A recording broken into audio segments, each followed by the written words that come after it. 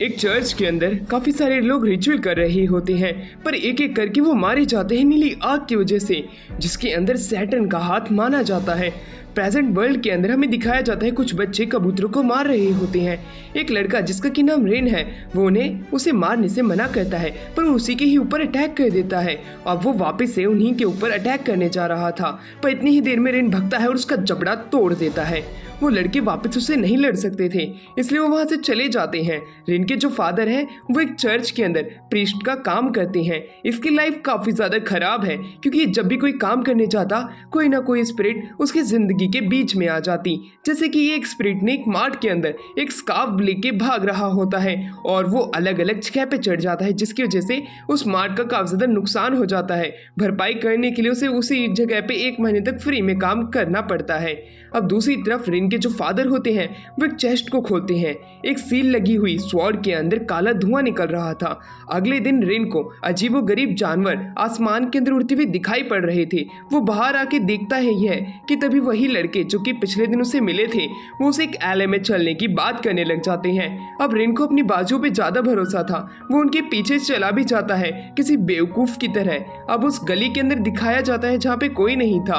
वो उससे माफी मांगने के लिए कहता है, पर रेन ये सब चीजें करने से मना कर देता है। वो जाने लग जाता है, पर उसे गरीब भिखारी और एक अनाथ लड़का बोल के 100 रुपए देने की बात करता है। रेन को उसके ऊपर काफी गुस्सा आ जाता है, वो उससे फाइट भी करता है, पर तभी वो लड़का जो कि बुली था उसके दांत एकदम से काफी ज्यादा बढ़ जाते हैं, उसके नाखून बढ़ चुके थे। उसके साथ ही अब रेन को दबा लेते हैं। वो भी एक सरिया बाहर निकालता है और कहता है कि अब तुम क्या लेना चाहोगे, मेरी रॉड या ये लोहे वाली रॉड लोगे। उसकी ये बात सुन के वो काफी ज्यादा डर रहा था, पर उसमें से नीली आग निकलती है और उनसे फाइट करने के लिए तैयार हो जाता है। पर तभी वो बंदा कहता है, मालिक मैं तो तुम्हें लेने आया था, अब मुझे भरोसा हो चुका है कि आप ही सैटर्न के बेटे हो, मुझे यहाँ पे ले जाने के लिए आया था। कि तभी वहाँ पे शीरो आ जाता है। शीरो जो कि इस समय रेन का फादर है, उसे अपनी तरफ बुलाता है और हनुमान चालीसा गाते हुए उस बच्चे के अंदर से वो स्पिरिट बाहर निकाल देता है। जैसा ही ये होता है वो लड़का बेहोश हो जाता है। अब शीरो जो होता है वो रेन को चलने के लिए कहता है। रेन को समझ में नहीं आ रहा था कि यहाँ पे क्या हो रहा है। उसके फादर बताते हैं कि डीमन वर्ल्ड के लोग यहाँ पे आ चुके हैं, मुझे तुम्हें बचाना होगा, तुम सैटर्न के लड़के हो। ये बात सुन के वो खुद भी हैरान था कि तभी वहाँ पे और भी सोल्स जो होती हैं वो डीमन का रूप ले रही थी। शीरो उसे लेके भाग रहा था बचाते हुए। वो कहता है कि शाम होने से पहले हमें घर पहुंचना होगा, वरना ये और भी ज्यादा ताकतवर हो जाएंगे। बचते बचाते कैसे न कैसे वो आगे बढ़ ही रहे थे कि काफी सारे गूल्स उसी समय वहाँ पे आ जाते हैं। रिन ये देख के काफी ज्यादा घबरा चुका था कि इतने सारे लोगों से फाइट कैसे करेंगे। कि तभी शीरो वहां से बच निकलता है रेन के साथ में। वो खुद भी घबराया हुआ था कि इतने सारे मॉन्स्टर से वो अपने बेटे को कैसे बचाएगा। फिर भी बचते बचाते वो धीरे धीरे करके आगे बढ़ रहे थे। तो दूसरी तरफ अभी हमें उसी लड़के को दिखाया जाता है जिस पे डीमन पूरा काबू पा चुका था। वो लोहे के सरिये अपने हाथों से ही तोड़ दे रहा था, उसकी ताकत काफी ज्यादा बढ़ चुकी थी। अब वो रेन को लेने के लिए निकल पड़ता है। वहीं दूसरी तरफ हमें दिखाया जाता है कि कैसे शीरो जो था वो अपने चर्च के पास में पहुंच जाता है, सभी लोगों को चर्च में चलने के लिए कहता है और एक प्रोटेक्शन चालू कर देता है। अब उस चर्च में कोई भी डीमन नहीं आ रहा था। अब वो रेन को एक सीक्रेट चेंबर में लेके जाता है। अब वो उसी चेस्ट को वापस से खोलता है और एक स्वॉर्ड बाहर निकालते हुए कहता है कि इस स्वॉर्ड के अंदर तुम्हारी ताकत कैद है। मैंने इस स्वॉर्ड के अंदर तुम्हारी ताकत इसलिए कैद की थी कि तुम एक नॉर्मल लाइफ जी सको, पर अब मुझे लगता नहीं है कि तुम ऐसा और कर पाओगे। वो उसे वो स्वॉर्ड दे देता है और उसे खोलने से मना करता है, वरना वो भी एक डीमन में बदल जाएगा जिसको रोकना नामुमकिन होगा। कि तभी वहाँ पे वही लड़का आ जाता है। वो चर्च में प्रोटेक्शन देखता है, तभी वहाँ पे एक ट्रक आके उसे शिकायत करने वाला था, पर उसकी किस्मत गधे के उससे लिखी थी, क्योंकि वो लड़का उसे ही शिकायत कर देता है। अब वो उसके ट्रक के अंदर बैठता है और उस ट्रक को उसी चर्च के अंदर ठोक मारता है। वहीं दूसरी तरफ इसका एहसास बाकी लोगों को भी होता है, पर तब तक देर हो चुकी थी। अब वो डीमन जो था वो रिन को पकड़ता है अपने कानून से लंबे हाथ से, पर तभी होली वाटर के छिड़काव की वजह से वो पीछे गिर जाता है। अब वहीं पे शीरो उसे यहाँ से जाने के लिए कहता है और अपना फोन पकड़ा देता है कि वो उसके दोस्त को कॉल लगाए जो कि उसकी मदद करेगा, और वो उसी चेंबर के अंदर उसे बंद कर देता है। बाहर वो सभी लोग उन डीमन से फाइट कर रहे होते हैं। वो अपने अपने हथियार बाहर निकाल लेते हैं, जैसे कि माइक टाइसन का पंच, समनिंग टेक्निक, और इसी प्रकार वो लोग अपने मुंह से आग निकाल के भी उनसे फाइट कर रहे थे। शीरो अपनी गन से उनके ऊपर अटैक करने लग जाता है, जैसे कि ज़ॉम्बीलैंड मूवी के अंदर बुढ़ा करता है। वहीं पे अब रिन को अपनी यादें याद आने लग जाती है जो कि उसने अपने पेरेंट्स के साथ गुजारी थी। वो यहाँ से नहीं जाना चाहता था। वहीं दूसरी तरफ शीरो एक एक करके काफी सारे डीमंस को मार रहा होता है। वो बड़े डीमन जो था वो एक बंदे से फाइट करता है और उसे काफी ज्यादा इंजर्ड कर देता है और उसके ऊपर काफी सारी स्पिरिट्स भी भेज देता है। अपने दोस्त को स्पिरिट से बचाने के लिए उसका एक साथी उसकी मदद तो करता है पर उसमें नाकामयाब हो रहा था। तो दूसरी तरफ एक दूसरा बंदा अपने आसपास में मशरूम डीमन को उगता देख के उनके ऊपर आग से अटैक करता है, पर तभी वो डीमन उसे एक जोर की लात मारता है और एक बहुत बड़े बंदे में ट्रांसफॉर्म हो जाता है। अब उनसे फाइट करने के लिए तैयार था कि शीरो आगे बढ़ता है और उसे हराने की कोशिश करता है। रेन भी उसी समय वहां पे आ चुका था। शीरो होली वाटर का इस्तेमाल करके उसके अंदर से स्पिरिट को भगा देता है और वहीं पे रेन जो था अब अपने फादर से गुस्सा हो जाता है कि आखिरकार ये सब क्या था। वो उसे कहता है कि तुम मेरे रियल फादर नहीं हो, जिस पे अब शीरो को भी गुस्सा आता है और उसे चाटा मार के यहाँ से जाने के लिए कह देता है। उसका दिमाग एक पल के लिए अनबैलेंस हो जाता है, इसी वजह से उसके ऊपर सैटर्न काबू पा लेता है। सैटर्न को काबू पाता हुआ देख के शीरो के सारे साथी डर जाते हैं और वो रिन को पीछे हटने के लिए कहते हैं, पर शायद से काफी ज्यादा देरी हो चुकी थी। सैटर्न वहां पे आके कहता है कि बेटे, मैं तुम्हारा रियल फादर हूँ, तुम मेरे साथ चलो, ये दुनिया तुम्हारे लायक नहीं है, तुम्हें अभी तुम्हारी ताकत का एहसास नहीं है। कि तभी वो वहाँ पे डीमन वर्ल्ड के लिए दरवाज़ा खोल देता है। वो दरवाज़ा जो होता है किसी कीचड़ के मैदान की तरह लग रहा था। वो उसे उसमें जाने के लिए कहता है पर वो कीचड़ में नहीं जाना चाहता था क्योंकि वो आज ही नहाया था मेरी ही तरह। इसी वजह से उसके फादर अब उसे पकड़ के अंदर ले जाने लगते हैं उसमें डालने के लिए। रेन अपनी पूरी कोशिश करता है पर वो वहाँ से निकल नहीं पा रहा था। कि तभी जो उसके फादर होते हैं वो खुद पे काबू पाते हैं और खुद को खुद ही स्टैब कर लेते हैं कि सैटर्न उसके शरीर से निकल जाए। अब उसके फादर भी उसी कीचड़ में जाने लग जाते हैं। रेन को काफी ज्यादा गुस्सा आ रहा होता है और वो याद करने लग जाता ही है कि कैसे शीरो ने उसे अपने असली बाप की तरह पाला था, ना कि वो सैटर्न की तरह था कि उसे छोड़ जाए। अब वो अपने स्वॉर्ड का इस्तेमाल करता है और उसे अनसील कर देता है और अब वो उसका इस्तेमाल करके उस पोर्टल को एक ही बार में काट देता है। उसके फादर की बॉडी तो बाहर आ चुकी थी पर काफी देर हो चुकी थी, वो मर गई थी। कि तभी वहां पे उसका भाई आता है जिसका कि नाम यूकियो होता है। वो अपने भाई को कुछ भी नहीं बताना चाहता था। इसी प्रकार फ्यूनरल होता है। वो काफी ज्यादा उदास था। वो बदला लेना चाहता था सैटर्न से अपने फादर की मौत का। वो एक जगह कॉल लगाता है जहाँ पे कि उसके फादर ने कहा था। कि तभी उसे काफी सारे लोग आके घेर लेते हैं और उसी समय वहां पे मेफिस्टो बाहर आता है। अब मेफिस्टो जो होता है उसे दो ऑप्शन देता है उसके साथ चलने के लिए या यहीं पे मरने के लिए, पर दूसरी तरफ वो थर्ड ऑप्शन चूज करता है जिसमें वो कहता है कि वो सैटर्न को मारेगा। मेफिस्टो उसकी बात को सुन के काफी जोर से हंसता है कि एक चींटी एक हाथी को मारना चाहती है। इसी वजह से वो उसे अपनी अकेडमी के अंदर भर्ती कर लेता है। उसकी अकेडमी के अंदर उसे एजुकेशन दी जाएगी। वो चर्च पे जाता है। वो अपने भाई यूकियो से मिलना चाहता था पर यूकियो यहाँ पे नहीं था। इसी वजह से उसे अपनी आगे की जर्नी अब शुरू करनी पड़ेगी। वो एक बीच रोड पे जाके खड़ा हो जाता है कि तभी वहाँ पे एक कार आती है जिसके अंदर से मेफिस्टो बाहर निकलता है। मेफिस्टो कहता है तुम चिंता मत करो बेटे, तुम मेरे साथ जा रहे हो। अकेडमी काफी ज्यादा खतरनाक होने वाली है, वहाँ पे बैडिस तुम्हें देखने को मिलेगी पर उससे पहले एक जने का वेट करना पड़ेगा। कि तभी वहाँ पे यूकियो आता है। यूकियो के देखने के बाद में उसका भाई हैरान हो जाता है। वो उससे पूछता है कि आखिरकार वो यहाँ पे क्या कर रहा है, पर उसका भाई कहता है कि जिस अकेडमी में तुम जा रहे हो वहाँ पे मैं भी जा रहा हूँ। वो अकेडमी में आते हैं। अकेडमी काफी ज्यादा ग्रैंड होती है। हमारा रेन तो काफी ज्यादा हैरान था इस तरह की अकेडमी में जाने से पहले, क्योंकि इतनी बड़ी अकेडमी उसने पहली बार देखी हुई होती है। अकेडमी काफी ज्यादा ग्रैंड थी अंदर से भी। वहीं पर यूकियो जो था वो वहाँ का टॉप स्टूडेंट निकलता है। ये बात जान के वो हैरान था। सारी लड़कियां उस पर लट्टू हो रही थी जैसे जैसे वो स्पीच पढ़ रहा था।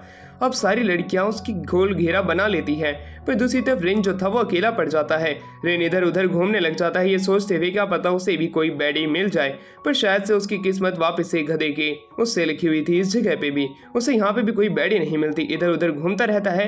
लड़कियां तो कह रही है बदबूदार लड़का कहाँ से आ गया, पर तभी रेन जब चल रहा था उसे एक बिल्ली मिल जाती है जो कि 10 on 7 बैडी थी। वो उसका पीछा करने लग जाता है क्योंकि उसे काट रही होती है। धीरे धीरे अब वो जो बिल्ली थी वो मेफिस्टो का रूप ले लेती है। मफिस्टो को देख के वो हैरान था। वो कहता है कि सच में कोई एक्सॉर्सिस्ट जो है वो इस तरह रूप बदल सकता है, जिसमें मफिस्टो कहता है नहीं नहीं, मैं ही ऐसा इकलौता हूँ जो कि ऐसा कर सकता है। रेन भी ये जान के काफी ज्यादा हैरान था। मफिस्टो कहता है कि आज से तुम एक्सॉर्सिस्ट बनना शुरू कर दोगे, ये चाबी है, तुम इसे किसी भी गेट में डालोगे तब वो गेट अपने आप ओपन हो जाएगा, जैसे कि मास्टर की के तरह ये काम करती है। ये बात जान के रिन भी हैरान था। मफिस्टो उसे अपनी पूरी ताकत से पढ़ने के लिए कहता है, क्योंकि तभी वो सैटर्न को मार पाएगा, वरना वो तो किसी चींटी को भी नहीं मार पाएगा। इसलिए वो उसे यहाँ से जाने के लिए कह देता है। अब रिन जो था वो ये बात जान के खुद भी हैरान था कि मफिस्टो जो है इतना ज़्यादा ताकतवर है। अब वो धीरे धीरे करके एक्सॉर्सिस्ट एकेडमी में आता है, जहाँ पे कि काफ़ी सारे और भी बच्चे थे, बाकी टेढ़े मुंह वाले। उनकी शक्ल समझ में नहीं आती है, इसलिए वो अकेला जाके बैठ जाता है। वो यूकियो के बारे में सोच रहा था कि यूकियो इतना ज़्यादा सैड क्यों नहीं है, हमारे तो फादर मर चुके हैं, पर बाकी बच्चों से देख रहे होते हैं, क्योंकि वो बीच रास्ते में ही इनके साथ जर्नी शुरू कर रहा है। मफिस्टो ने बताता है ये जितने भी बच्चे हैं इनके ऊपर किसी न किसी डीमन का अटैक हुआ था, जिसकी वजह से ही ये डीमंस को देख पाते हैं और ये एक्सॉर्सिस्ट बनना चाहते हैं। ये तुम्हारी तरह डीमन नहीं होते। कि तभी वहाँ पे यूकियो आता है। यूकियो को देख के तो रिन काफी ज्यादा हैरान हो जाता है। यूकियो खुद को उनका टीचर बताता है, जो कि 7 साल से एक्सॉर्सिस्ट की प्रैक्टिस कर रहा है। ये बात जान के सभी लोग हैरान थे, साथ में रिन भी हैरान था, चूंकि कि उसका भाई है। अब जैसे जैसे यूकियो बोलता जा रहा था, रिन वहाँ पे अब गुस्से में खड़ा हो जाता है और कहता है कि भाई तुमने मुझसे झूठ क्यों बोला, तुम इतने समय से ये सब क्यों छिपा रहे थे मुझसे। कि तभी यूकियो जो होता है सभी बच्चों को यहाँ से बाहर जाने के लिए कह देता है, क्योंकि उसे रिन से कुछ बात करनी है। वो रिन को समझाते हैं कि मैं जानता हूँ कि पिता की मौत हो चुकी है, जिसके पीछे सैटर्न है, पर इसमें तुम्हारी ही गलती है, तुमने ही कुछ किया होगा जिसकी वजह से ऐसा हुआ है। ये बात सुन के खुद रिन भी हैरान था कि मेरा भाई क्या कह रहा है। यूकियो साथ में ये भी कहता है कि मैं जानता हूँ कि तुम डीमन हो, तुम्हें यहाँ पे नहीं रहना चाहिए, तुम्हारी वजह से और कितने लोगों की जान जाएगी ये चीज़ मुझे भी नहीं मालूम है। कि तभी वहाँ पे एक ब्लड की शीशी गिर जाती है। वहाँ पे डीमन अट्रैक्ट होकर उसके पास आने लग जाते हैं, पर यूकियो एक एक करके उन्हें खत्म करने लग जाता है। ब्लड की स्मेल इतनी ज्यादा खतरनाक थी कि डीमन वहाँ पे रुकने का नाम ही नहीं ले रहे थे। तो दूसरी तरफ यूकियो जो होता है वो भी रुकने का नाम नहीं ले रहा था, क्योंकि वो वहाँ पे रिन को काफी ज्यादा डांट रहा था। वो कहता है कि तुम्हारी वजह से फादर की मौत हुई है, तुम्हें एक्सेप्ट कर लेना चाहिए, तुम्हारे जैसे शैतान का यहाँ पे कोई एग्जिस्टेंस ही नहीं होना चाहिए, वरना और कितने लोग मरेंगे उसकी गिनती ही नहीं की जा सकती है। इस तरह के बोलते हुए वो जो एक्शन कर रहा था वो वाकई में काबिल तारीफ था, पर दूसरी तरफ रिन को भी काफी ज्यादा बुरा लग रहा था, जिससे कि वो अपनी फैमिली के रूप में मानता था, वही उसे इस तरह डांट रहा होता है। क्योंकि जो यूकियो होता है वो रिन से छोटा था और उसकी डांट उसे काफी ज्यादा बुरी लगने लग जाती है। लास्ट एंड में वो कहता है कि फादर की मौत इसलिए हुई है क्योंकि तुमने जरूर उनसे कुछ ऐसा बोला था जिसकी वजह से वो खुद के ब्रेन को मेंटेन नहीं कर पाए, और उसी वजह से सैटर्न ने उनके ऊपर कब्जा कर लिया और वो मारे गए। ये बात सुनकर रिन को और भी ज्यादा गुस्सा आने लग जाता है। वो अपनी पावर का इस्तेमाल करता है और अपनी स्वॉर्ड को ड्रॉ करते हुए वो अटैक करने के लिए आगे बढ़ता है। वो बड़ी तेजी से ही अटैक करता है, उसके पीछे के मॉन्स्टर को मार देता है। यूकियो ये देख के हैरान था। वो कहता है तो भाई तुम अभी भी नहीं बदले हो, मैं तुम्हें माफ करता हूँ, पर ताकतवर बनो जिससे कि हम सैटर्न को खत्म कर सके। ये बात सुनकर दोनों शांत हो जाते हैं। यूकियो जो होता है अपने फादर की मदद करने के लिए ही एक्सॉर्सिस्ट बनना चाहता था, क्योंकि शुरुआत से ही वो डीमन देख सकता था। वो ये बात उसे बता देता है। दोनों एक दूसरे के साथ में शांति तो मेंटेन कर लेते हैं, पर रात के समय उन दोनों को एक ही कमरा दिया जाता है। रिन ये देख के काफी ज्यादा डरा हुआ था कि उसका भाई अब उसके साथ रहेगा, रात में अब वो तब नहीं कर पाएगा। इसी वजह से वो काफी ज्यादा गुस्सा था, उसे एक जेल की तरह महसूस होने लग जाता है। अगले दिन वो मांगा पढ़ रहा होता है। उसका भाई वो छीन के उसे बाइबल पढ़ने के लिए कहता है, पर उसका भाई नहीं पढ़ना चाहता था, उसमें कोई भी बैडी नहीं होती है। इस वजह से वो गुस्सा था अपने भाई के ऊपर, पर उसका भाई कहता है तुम इस तरह थोड़ी ना डीमन को मार पाओगे बेटे, तुम्हें और भी ज्यादा ताकतवर बनने की जरूरत है, तुम काफी ज्यादा कमजोर हो। ये कहने के बाद में वो अपनी एक्सॉर्सिज्म की ड्रेस पहनने लग जाता है। वो बाहर जा रहा होता है। रिन भी उसके साथ चलने की जिद करने लग जाता है, इसलिए अब उसे उसकी जिद के ऊपर अड़ा हुआ देख के वो उसे ले चलने के लिए तैयार हो जाता है। दोनों अब जाने लग जाते हैं, पर उससे पहले वो एक दूसरी की निकालता है जो कि एक दूसरी जगह को एक गेट से जोड़ सकती थी। वो जैसे उस गेट को ओपन करता है वो दुनिया वाकई में काबिल तारीफ होती है। वो काफ़ी ज़्यादा ऊंचाई पे बनी थी, वो काफ़ी ज़्यादा ग्रैंड पैलेस की तरफ बढ़ने लग जाते हैं। यूकियो जो होता है उसे बताने लग जाता है ये जितनी भी सारी जगहें हैं ये ताकतवर फिगर्स ने बनाई है, जो कि एक्सॉर्सिज्म के एक गॉड भी माने जा सकते हैं, जैसे कि मफिस्टो ने। ये स्टोर रूम की तरह हम यहाँ पे इस जगह को ट्रीट करते हैं। यहाँ पे आना काफ़ी ज़्यादा आसान है, पर यहाँ से निकलना काफ़ी ज़्यादा मुश्किल हो जाएगा अगर तुम्हारे पास में ये की नहीं रहेगी, जो कि की से हम अभी आए ही हैं। वहीं दूसरी तरफ हमें दिखाया जाता है कि एक बहुत बड़े बगीचे के सामने वो आ जाते हैं। यूकियो वहाँ से अकेले जाने की बात करता है, उसे नीचे खड़ा रहने के लिए कहता है। पर दूसरी तरफ रिन जो था, जिसका कि दिमाग काफ़ी ज़्यादा तेज चलता है और वो खुराफाती है, वो क्या अपने भाई की बात मानने वाला था जो कि उससे छोटा है। वो खुद भी सीढ़ियों पर चढ़ता है और एक गेट के पास में आता है। उस गेट के ऊपर एक प्रोटेक्शन थी जो कि अंदर जाने से डीमंस को रोकती थी, पर वो शायद से हमारे रिन को नहीं रोक पाती है क्योंकि अंदर एक छोटी सी बैडी बैठी हुई होती है। वो उसे रिस्क करने की कोशिश करता है और गेट को छूता है, जिसकी वजह से वो गेट टूट जाता है। क्योंकि रिन की पावर काफी ज्यादा ताकतवर थी, वो लड़की उसे देख के समझ जाती है कि ये एक भेड़िया है, यानी कि एक डीमन है। वो डर के मारे आगे बढ़ने की कोशिश करती है पर वो गिर जाती है। उसे गिरता हुआ देखकर रिन समझ जाता है कि लड़की अपाहिज है, यानी कि अपंग है, लंगड़ी है। तो दूसरी तरफ उसकी मदर के पास में यूकियो आता है। वो कहता है कि आपकी बेटी को हम ठीक करने की अपनी पूरी कोशिश करेंगे, जिसमें वो कहती है डॉक्टर्स तो कुछ कर नहीं पाए, तो तुम ही क्यों ना ट्राई करके देख लो। मैं उसकी चिंता करती हूँ काफ़ी ज़्यादा।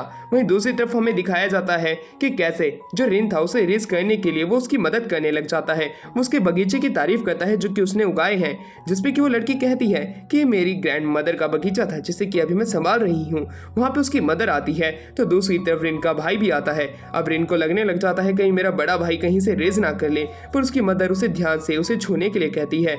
अब यूकियो जो होता है उसके पाँव को पकड़ता है। रिन को काफ़ी ज़्यादा गुस्सा आ रहा होता है कि उसके भाई कैसे एक बैडी को टच कर सकता है। वो देख पा रहा होता है कि उसके अंदर एक डीमन की रूट्स आ चुकी हैं, यानी कि जो डीमन है ये प्लांट से रिलेटेड है। इसी वजह से इसे काफ़ी ज़्यादा तकलीफ आ रही होती है चलने फिरने में, इसी वजह से वो लंगड़ी बनी हुई है। ये बात उसकी मदर को बताता है और इसे जल्द से जल्द ठीक करने के उपाय ढूंढने की कोशिश भी करेगा, जिससे कि वो इस लड़की को ठीक कर सके। वहीं पे वो लड़की तो काफ़ी ज़्यादा शर्मा रही होती है। उसकी मदर उसे बताने के लिए कहती है कहीं वो किसी डीमन के कांटेक्ट में तो नहीं आई, पर वो मना कर देती है क्योंकि अगर वो हाँ बोलेगी तब उसे इस जगह से भगा दिया जाएगा जो कि इसकी ग्रैंड मदर का बगीचा होता है। अब वो बेहोश हो जाती है और घर में उसे सुलाया जाता है। यूकियो जो होता है उस लड़की की मदर से कहता है कि आपकी बेटी की प्रॉब्लम काफ़ी ज़्यादा बड़ी है, अगर हम डीमन को नहीं मार पाते हैं तो इसके ऊपर एक एक्सॉर्सिज्म होगा, उसके लिए हमें वेट करना पड़ेगा। अब रात के समय हमें दिखाया जाता है कि लड़की ड्रीम देख रही थी, उसकी ग्रैंड मदर का बगीचा सूखा जा रहा था कि तभी एक फ्लावर उससे वादा करता है कि वो इस बगीचे को हरा भरा कर देगा, पर उसे उसी के ही गार्डन में रहने को दिया जाएगा, जिस पे लड़की मान जाती है। रात के समय वो उठती है और वो पता चलता है कि वो एक सपना देख रही होती है। वो बगीचे में आकर अपनी ग्रैंड मदर के फ्लावर्स को पानी देने लग जाती है। वहाँ पे रिन उसे भी कुछ पानी देने आया था, पर वो फ्लावर को तोड़ने लग जाता है। ये देख के वो लड़की उससे डरती हुई कहती है कि आखिरकार तुम ऐसा क्यों कर रही हो।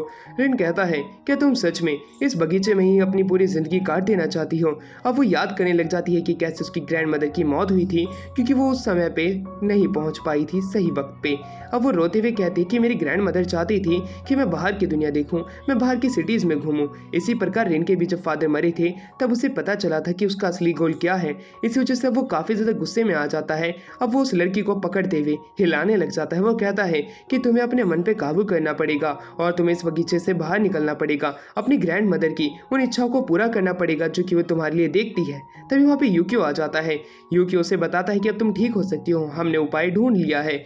और ये बात सुनते ही वो जो लड़की थी उसके अंदर का जो डीमन होता है वो जाग जाता है।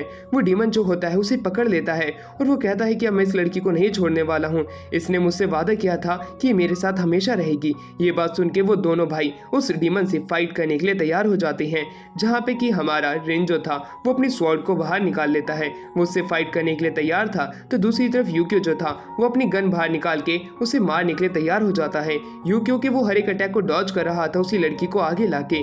इसी वजह से अब हमारे यूकियो के ही पास चांस था उसे मारने का। वो गोली चला देता है और उस लड़की के कंधे पे मारता है, जिससे कि डीमन के भी लगता है और उसी दौरान रिन जो था उस पौधे को काट देता है। इस प्रकार वो लड़की जो होती है वो बच जाती है और वो लड़की ये देख के काफ़ी ज़्यादा खुश होती है कि वो अपने पाँव पे पहले की तरह चल पा रही थी। उसकी मदर भी वहाँ पे आ जाती है। रिन उसे उसकी मदर से माफ़ी मांगने के लिए कहता है क्योंकि उसने शाम के समय अपनी माँ को काफ़ी कुछ कह दिया था। वो माफ़ी मांगती है पर उसकी मदर तो उसे गले लगा लेती है जैसे कि हर किसी की मदर लगाती है, पर तुम्हारी नहीं। रिन जो होता है ये करके काफ़ी ज़्यादा खुश था, पर अगले दिन उसे एक सरप्राइज मिलता है क्योंकि शिमी जो होती है वही लड़की उनकी क्लास में आ जाती है। पर एक लड़का जिसका कि नाम रियूजी होता है वो बार बार रिन को देख रहा होता है, वो उसे चिढ़ाने की कोशिश भी करता है उसे बुद्धू बोलते हुए, पर रिन के ऊपर फर्क नहीं पड़ता है। अलग अलग क्लासेस चलती है जिसके अंदर हर एक क्लास में रिन सो रहा होता है।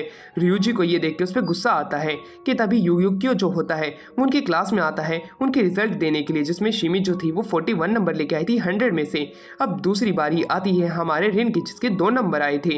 वहीं दूसरी तरफ अब रियूजी की बारी आती है जो कि देखने में काफी ज्यादा बुद्धू लग रहा था, जैसे कि उसकी जो चेहरा है वो गधे की गांड जैसा हो, पर उसके 98 आए थे। ये देख के रिन जरूर कहता है कि इसने चीटिंग की है, इसका टेस्ट वापस से रीचेक होना चाहिए। इतना बुद्धू लड़का ये कैसे 98 ला सकता है। उनकी ये लड़ाई काफी ज्यादा बड़ा रूप लेने लग जाती है, जिसकी वजह से पूरी क्लास जो थी वो उनके बीच में आ जाती है और उनकी फाइट को रोकने की कोशिश करती है। रिन और रियूजी तो रुकने का नाम ही नहीं ले रहे थे, वो एक दूसरे को बढ़िया बढ़िया गालियां दे रही होते हैं, पर वहाँ पे बच्चे उन्हें आके शांत करा लेते हैं। वहीं अब लंच ब्रेक में हमें दिखाया जाता है कि कैसे यूक्यो जो होता है वो बताता है रियूजी वाकई में काफी ज्यादा अच्छा लड़का है, वो पढ़ने में मेरी ही तरह बढ़िया लड़का है, आने वाले टाइम में वो एक बढ़िया एक्सॉर्सिस्ट बन सकता है, मुझे उस पर भरोसा है, इसलिए तुम रियूजी पे शक मत करना। ये कह के वो वहाँ से जाने लग जाता है। पर दूसरी तरफ शिमी जो होती है वो रेन की तारीफ करने लग जाती है, ये कहते हुए कि अगर तुम नहीं होते तो शायद से मैं बच नहीं पाती, तुम ही मेरे इकलौते फ्रेंड हो, क्या तुम मुझसे फ्रेंडशिप करना चाहते हो।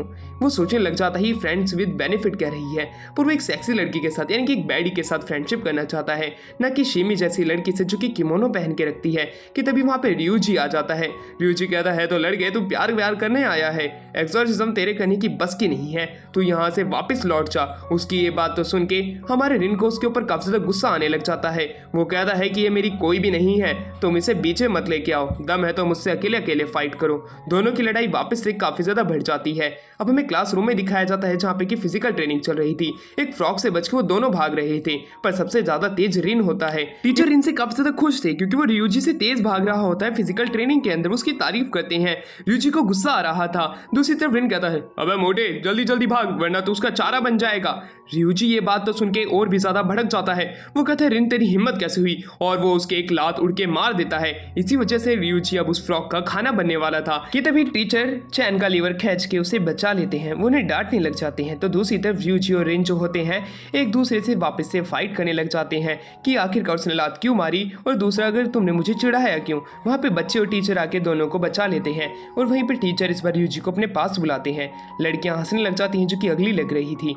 वहीं अब रिन के जितने भी साथी होते हैं उसके पास आए थे, उसे समझाने लग जाते हैं कि रियूजी की इसमें गलती नहीं है, रियूजी एक ताकतवर एक्सॉर्सिस्ट बनना चाहता है। तो दूसरी तरफ टीचर उसे समझाते हैं कि तुम एक टॉप के स्टूडेंट हो, अपना स्टैंडर्ड गिराओ मत। तो दूसरी तरफ रिन जो है वो प्रिंसिपल की खास देखभाल की वजह से आया है और टीचरों को ने उसे अच्छे से ध्यान रखने के लिए कहा गया है, इस वजह से तुम्हारी गलती मानी जाएगी अगर तुम कुछ भी करते हो। रियूजी ये बात सुनकर अब और भी ज्यादा डिमोटिवेट हो जाता है। दूसरी तरफ रिन के पास रियूजी के फ्रेंड थे, वो उसे बताने लग जाते हैं कि रियूजी का सपना है कि वो सैटर्न को मारेगा। ये बात तो सुन के हमारा रिन भी हैरान हो जाता है। वो कहता है कि वो सैटर्न को मारेगा, जहाँ पे शीरो भी उसके सामने टिक नहीं पाया। ये कोई मजाक से बढ़ के बात नहीं है। अब रियूजी के फ्रेंड हंसने देते हुए उसका जवाब देते हैं कि ये बात बहुत समय पहले की है, जब हम सबके फादर जो थे, रियूजी, मेरे और इसके फादर, इन तीनों के फादर जो थे वो एक टेम्पल के अंदर एक्सॉर्सिज्म कर रहे थे, पर सैटर्न की वजह से वो सभी मारे गए। उस टेम्पल के अंदर सिर्फ रियूजी के ही फादर बचे थे। रियूजी के फादर अकेले सर्वाइवर थे, इसी वजह से गांव के अंदर उन्हें भिक्षा के नाम पे भी कुछ भी नहीं दिया जाता था और उन्हें वहां से तिरस्कार करके भगा दिया गया था। रियूजी को भी काफ़ी ज़्यादा गुस्सा आता था और इसी वजह से वो उस टेम्पल को रिपेयर करना चाहते हैं, जिसकी वजह से उनकी लाइफ काफ़ी ज़्यादा ख़राब हुई थी। ये बात सुन के रिन भी जो था उनके लिए काफ़ी ज़्यादा उदास हो जाता है कि इनकी भी जो बैक स्टोरीज है वो काफ़ी ज़्यादा दुखदाई है। मेरे तो आंसू आ गए। पर टीचर को एक कॉल आता है और उसे बुलाया जाता है और टीचर वहाँ से निकल जाते हैं, उन्हें वहीं पे खड़ा रहने के लिए कहते हैं बिना किसी मुसीबत खड़े किए। टीचर वहाँ से भाग जाता है। रियूजी कहता है रिन मैं तुमसे एक शर्त लगाना चाहता हूँ, अगर तुम में हिम्मत है तो वो जो नीचे मेंढक है तुम उसको छू के वापस आ सकते हो, तभी मैं मानूं कि तुम ताकतवर एक्सॉर्सिस्ट बन सकते हो आने वाले टाइम के। रिन उसकी ये बात समझ जाता है कि मुझे नीचे इसलिए भेजना चाहता है जिससे कि मेरी मौत हो जाए और ये फर्स्ट आ सके, पर ऐसा मैं होने नहीं दूंगा। वो साफ साफ रियूजी के मुंह पे मना कर देता है कि बेवकूफ, मैं तेरी बात मान के नीचे नहीं जाने वाला हूँ। अगर तेरे को ही इतना शौक है तो नीचे तू ही क्यों नहीं चला जाता है। रियूजी को अब उसकी बात पे गुस्सा आ जाता है कि आखिरकार रिन की हिम्मत कैसे हुई उसकी ताकत पे इस तरह उंगली उठाने की। इसलिए वो खुद नीचे जाके उस मेंढक को छू के आएगा और वो उसको कह के आएगा कि वही एक इकलौता एक्सॉर्सिस्ट बनेगा जो कि सैटर्न को मारेगा। उसके साथ ही उसे रोकना चाहते थे, पर रियूजी का गुस्सा उसके सर से भी ऊपर चला जाता है, क्योंकि उसे याद था कि हमेशा लोग उसे उस प्रीस्ट का बेटा कह के पुकारते थे जो कि अकेला बच्चा था। हमेशा उसे इस तरह तिरस्कार किया जाता था जैसे कि वो इस दुनिया के अंदर है ही नहीं। उसके फादर को तो खाना भी नहीं मिलता था, पर उसने अपने फादर से वादा किया था कि वो सैटर्न को जरूर मार के रहेगा। उसके फादर उसकी बात पे हंसते हैं क्योंकि काफी ज्यादा मजाकिया बात थी। तभी से उसने खुद की एक ऐसी पर्सनैलिटी बनाई कि वो हर टास्क को पूरा कर सके। इसी वजह से अब वो उस मेंढक को छूने के लिए जा रहा होता है। वो मेंढक के पास जाके चिल्लाता है कि मैं ही अकेला ही सैटर्न को मारूंगा, जिसपे कि उसके साथी हंसने लग जाते हैं। उसके साथियों की हंसी सुन के उसे अब और भी ज्यादा गुस्सा आ चुका था कि तभी वो मेंढक जो होता है वो एकदम से उसे खाने के लिए आगे आता है कि तभी रिन बीच में कूद जाता है और वो उस मेंढक का शिकार बन जाता है। पर रिन अपनी आंखों से वो नीली आग निकालता है, जिसकी वजह से वो मेंढक उसे वापस उसी जगह रख देता है और वो रियूजी को डांटने लग जाता है कि तुम अभी मर सकते थे बेवकूफ, तुम अपनी जगह पे वापस चले जाओ। अब दोनों के बीच में इस पे भी लड़ाई शुरू हो जाती है कि दोनों नीचे क्यों आए थे। दोनों इस तरह भिड़ रही थी। उन्हें भिड़ता हुआ देख के यूकियो उनके ऊपर नजर बनाए रखी था। वो मफिस्टो को बता रहा था कि अपने रियून ने किसी भी तरह की पावर का इस्तेमाल नहीं किया है। तो दूसरी तरफ अब हमें दिखाया जाता है मफिस्टो को। मफिस्टो टोक्यो टावर के ऊपर खड़ा था, जहाँ पे कि वहाँ पे एक और डीमन आता है जिसे कि अर्थ लॉर्ड कह के बुलाते हैं। वो थोड़ा बहुत रिन की तरह दिख रहा था। वो कहता है कि अभी हेल के अंदर काफी ज्यादा मुसीबत खड़ी हुई है, फादर और मेरे काफी सारे भाई रिन के अंदर इंटरेस्टेड है, तो तुम क्या करना चाहते हैं मफिस्टो। मफिस्टो कहता है कि मैं उसे अपने अंडर और भी ज्यादा दिनों तक ट्रेन करना चाहता हूँ। और वो अब अपने मन ही मन कहता है बेवकूफ, मैं उसे तुम्हारे पास नहीं लाने वाला हूँ। क्लास के अंदर हमें दिखाया जाता है रियूजी जो होता है वो उसे अपनी गांड का बाल दे देता है एक एज अ गिफ्ट के रूप में। उसे देखने के बाद में तो रिन को काफी ज्यादा गुस्सा आता है कि आखिरकार उसने क्या दे दिया। अब हमें बाहर दिखाया जाता है कि हर एक बच्चा कैंटीन के बाहर खड़ा था। फ्री का खाना उठाने के लिए रिन भागता है, पर रियूजी भी जो था वो भी उसे पकड़ लेता है। दोनों के बीच में लड़ाई हो रही थी, पर तीसरी तरफ हमें यूकियो को दिखाया जाता है। यूकियो जो था उसे लड़कियां आगे से आके अपना लंच ऑफर कर रही थी, ये कहते हुए कि मास्टर आप हमारा लंच ले लो, हमने ये काफी ज्यादा मुश्किलों से बनाया है और आपके लिए ही लेके आए हैं। पर दूसरी तरफ यूकियो तो उन्हें मना कर देता है, ये कहते हुए मैं अपने भाई के साथ लंच खाऊंगा, हमारे पास बहुत पैसा है। ये कह के वो भाग जाता है। फ्री का खाना उसे भी चाहिए था, इस वजह से वो टीचर के पास जाके कहता है कि हमारी अलाउंस को बढ़ा दो, हम दोनों के पास पैसे नहीं है। मफिस्टो उन्हें 100 का नोट दे देता है। 100 का नोट देख के वो कहते हैं कि ये 1 महीने हम चला सकते हैं। मफिस्टो कहता है कि तुम्हारी औकात इतनी ही है। इस वजह से वो बाहर आ जाते हैं, जहाँ पे कि यूकियो उसे बताता है कि मेरे लिए एक जॉब लगी हुई है, उससे मेरे पास काफी पैसे हैं। ये बात सुन के रिन को उसके ऊपर गुस्सा आ जाता है कि इतने समय से सिर्फ वो कच्ची मूली ही खा रहे थे। अब वो रात के समय एक शॉपिंग सेंटर में जाते हैं, जहाँ पे कि वो अलग अलग तरह की साग सब्जियां खरीदते हैं रात के समय बनाने के लिए, जिससे कि वो रात में अच्छे से पेट भर के खाना खा पाएंगे।